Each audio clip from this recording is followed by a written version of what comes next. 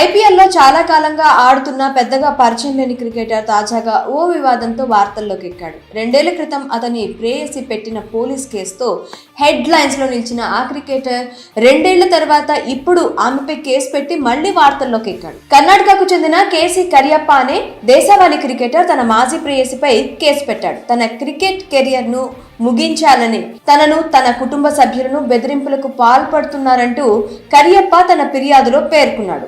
వివరాల్లోకి వెళ్తే కేసీ కరియప్ప దేశవాళీ క్రికెటర్లో మంచి ప్రతిభ కనపరచడంతో ఐపీఎల్ 2015 సీజన్లో కోల్కతా నైట్ రైడర్స్ ఏకంగా 2.4 కోట్లు పెట్టి కొనుగోలు చేసింది.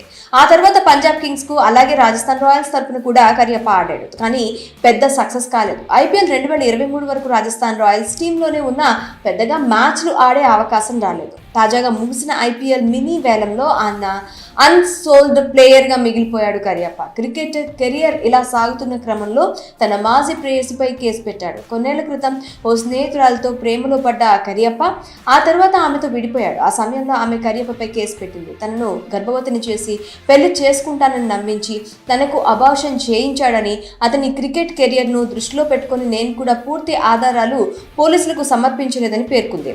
అప్పటి నుంచి ఆ కేసు నడుస్తూనే ఉంది. తాజాగా మళ్ళీ కరియప్పనే ఆమెపై కేసు పెట్టాడు. ఆమె డ్రగ్స్ మద్యానికి బానిస అయిందని, వ్యభిచారం కూడా చేస్తుందని, అందుకే తన నుంచి విడిపోయానని తన ఫిర్యాదులో పేర్కొన్నాడు. మద్యం అలవాటు మానేయాలని ఎన్నిసార్లు చెప్పినా తాను వినలేదని, అందుకే విడిపోవాల్సి వచ్చిందని కరియప్ప పోలీస్ కంప్లైంట్ లో పేర్కొన్నాడు. తనపై కేసు పెట్టిన మాజీ ప్రేయస్పై 2 ఏళ్ల తర్వాత కరియప్ప కేసు పెట్టడం చర్చనీయాంశంగా మారింది.